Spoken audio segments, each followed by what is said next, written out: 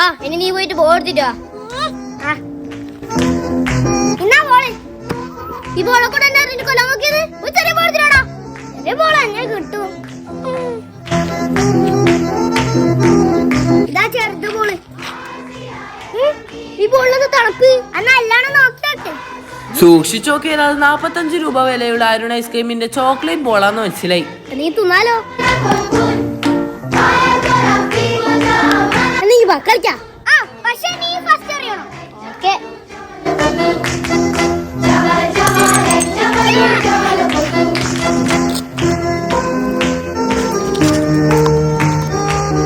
ഇനി ബോൾ സ്പീഡിൽ പോകും. ഞാൻ വരുന്നുണ്ട്. നീയോട് ഒളിച്ചു നീങ്ങ